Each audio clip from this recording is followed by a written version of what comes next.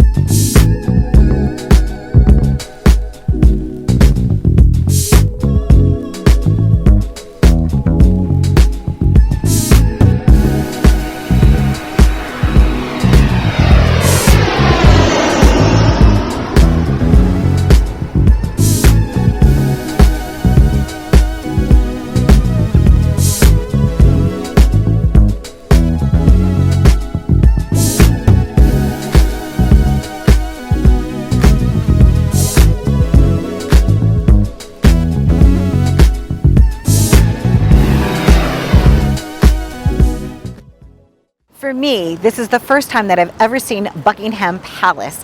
And right next to it is the Green Park with a beautiful memorial walk to Our Lady Diana.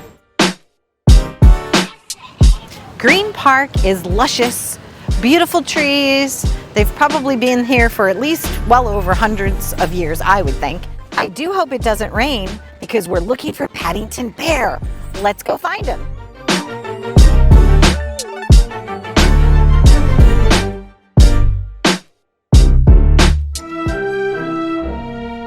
Thank you for having me. I do hope you're having a lovely jubilee. Tea? Oh, yes, please.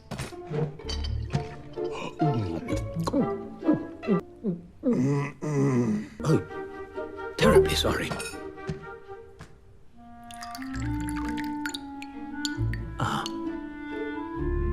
Never mind. Okay, we have just arrived at Paddington Station. Well, hello, dear Paddington. Fancy to meet you here. It says, please look after this bear. Thank you. Paddington, so what are you thinking about today? You're thinking about how magical our life is? I know, I'm thinking about that as well. So today we are here in beautiful, beautiful England, and you see so many travelers here. Are you going to be going somewhere? What was that you said? Paddington thinks he's going to come with me to visit Huntington in the United States. How exciting will that be? So stay tuned for more. I'll be living it up with Paddington the bear. Be well.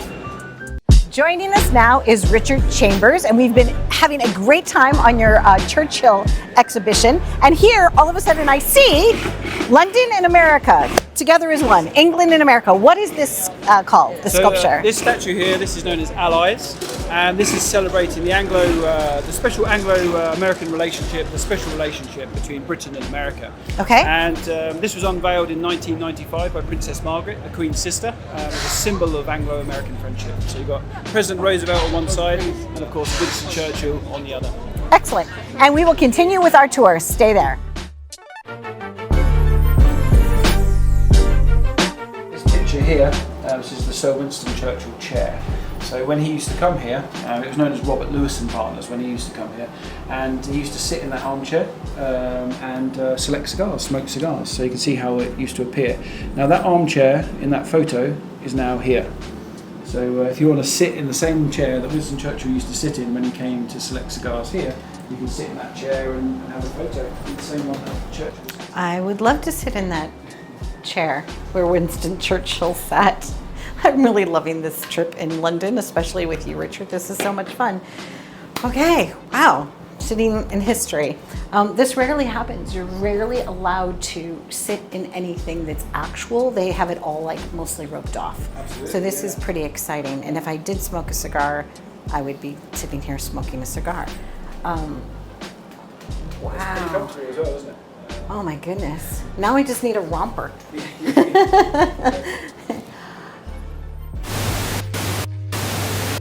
To many, Winston Churchill stands as an emblem of British pride, with his force of personality and rousing speeches. Men will still say, this was their finest hour. Wow. Thank you so much for allowing us to do this. This is such a wonderful treasure of a day. So you've got royalty, the King's shirt makers, the Prince of Wales shirt makers. Winston Churchill was a customer here.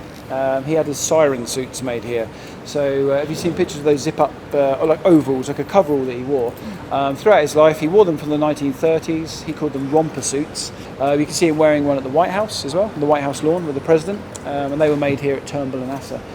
Those kind of dapper gentlemen over there, that looks like something James Bond would wear. That's because every James Bond, from Sean Connery to Daniel Craig, was tailored here at Turnbull and Asser. So whoever your favourite James Bond is, He was here. they were here. They were were here. tailored here, yeah, from Sean Connery to Daniel Craig. 007 came to mind, and that's because Richard shared with me that right in this corner, Sean Connery measured for his suit. That's right, the 007 suits are made right here.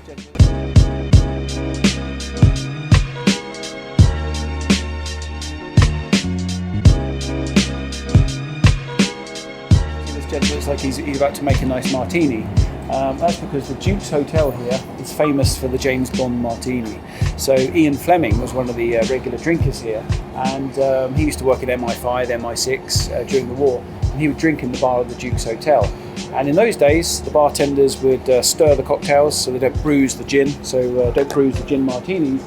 But when he came up with the character of Bond, James Bond has a vodka martini and it's shaken, not stirred. So that phrase Was here. That was coined in the bar of the Duke's Hotel, yeah. So the signature James Bond vodka martini, shaken, not stirred, Shake it, not comes stir. from the Duke's Hotel. So the best martinis in London Lovely. are made right here in the Duke's. With vodka still. Well, if Have you want asked for yeah, it? if you want it. But, And do they have a martini on the thing that's called the James Bond martini, or no? They have a signature kind of Vesper martini. Ah, But, okay. I guess you can ask for a vodka martini, or you can just have a regular gin martini. But whatever it is, the best martinis in London here in the Duke's Hotel, and that nice link to James Bond, Ian Fleming, the creator, and 007.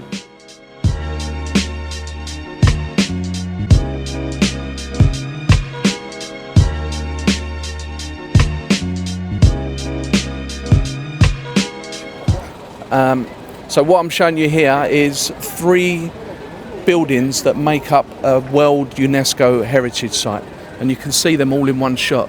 So here's the West Towers of Westminster Abbey. The construction of Westminster Abbey started 1,000 years ago. So there's 3 parts of that building that are still from 1,000 years ago, including the Pyx Chamber.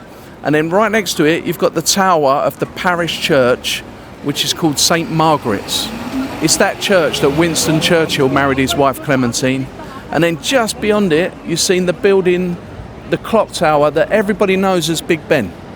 But actually Big Ben is the bell inside the tower that we can't actually see. The tower itself was renamed the Queen Elizabeth II Tower, the Elizabeth Tower, during the Olympic period. Now I'm standing outside of Westminster Abbey, and I figured out why it was called Westminster Abbey. Very historic here in the UK. So years and years and years ago, they used to call the church for the Anglo-Saxons a minster, and now this is West. So this is called Westminster. It's wonderful to be here. I've seen it on television so many times in my life, and I'm sure you in the audience have at home. And we're bringing it to you right here. Stay tuned. The Westminster Abbey is the Royals Church, okay? So the local diocese is not the head of this church. It's King Charles III. He's the head of this church, the Royals Church. So all of their funerals, weddings, christenings, and coronations, we've just seen one in May the 6th, Charles III, who was the 40th monarch to be coronated, although 2 of our monarchs were never actually coronated. So he effectively is the 40th monarch to be crowned in this church, the Royals Church. If you look above the doorway, there's 10 niches that were empty until the 90s. In fact, in 1995, the church decided to honour some 20th century martyrs. Martyrs are people that have died because of their religious beliefs. And these were empty until 1995. So the stonemason made the carvings, and in 1998, the statues were erected in those 10 niches. And the one that I can tell you about is 5 from the left. In the middle there is Martin Luther King, who preached about human rights and civil rights and freedom in the 1900s. But in 1946, after the end of World War II, the inaugural meeting of the United Nations was held in that building. 50 nations attended, and so we now know that the United Nations went on to have their permanent home in New York, but the inaugural meeting was held here. There's a little bit of green opposite, and that's known as the United Nations Green. Through the growth here, we are looking at a statue of Shakespeare. And just below the bust of Shakespeare, you'll see what is a stone version of the first folio. So his friends and fellow actors called Condell and Hemming, they collated, after Shakespeare died, they collated all of his works together into one book known as a folio. Today we're standing here in 2023, so it's the 400th anniversary. So James Christensen was commissioned to do the Shakespeare Festival posters out in the West. And so he's done them year after year, and he always paints himself inside of the portrait. And so I have this print that I've had for over 20 years, and I love it.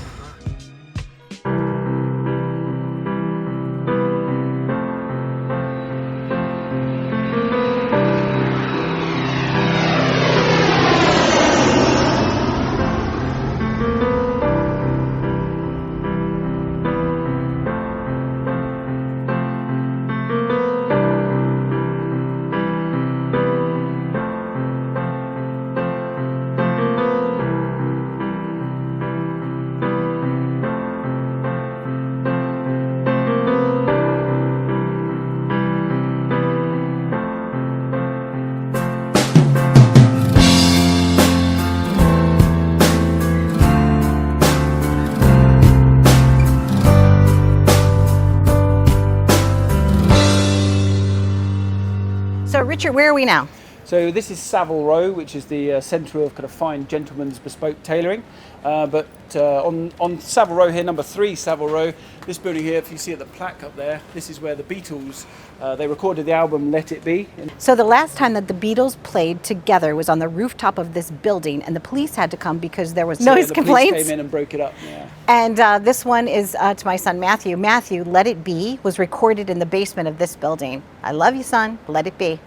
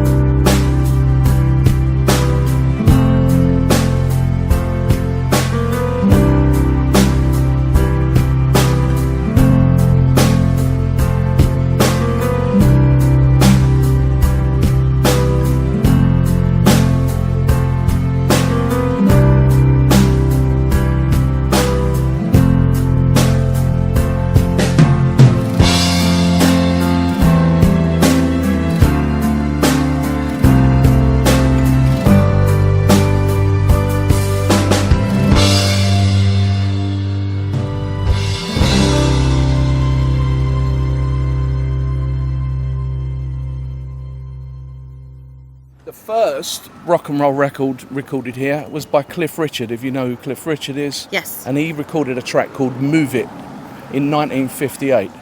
So he's on record as saying that, the Beatles say that Abbey Road Studios is their house, but I was here first.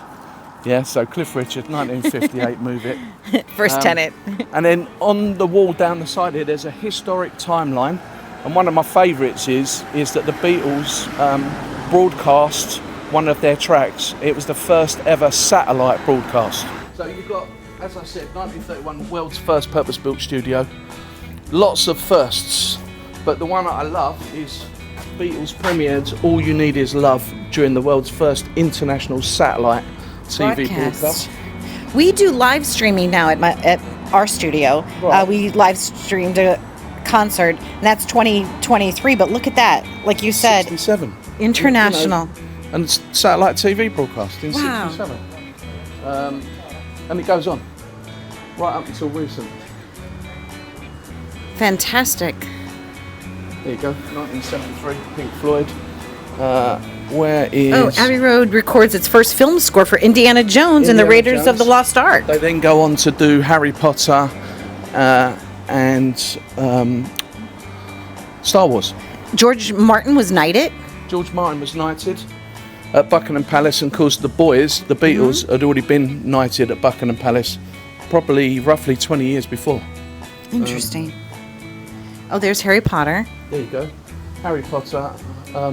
Can't believe Star Wars. I know they did Star Wars. It might be back a bit. Okay. Interesting. This is really so cool. Skip the mouth organ. And when I whisper, I couldn't hear what chords they were going to. Did he go to the middle? I just got... Take 12. Bit less of George. I feel as though I'm singing in a sock.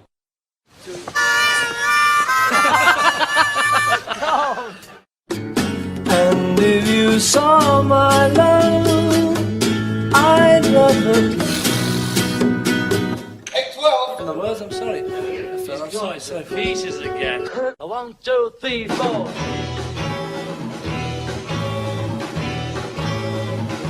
Tell me why.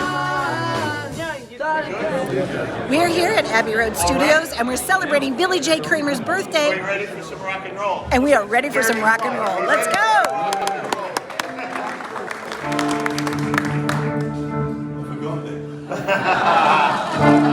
You don't know how much I really love you.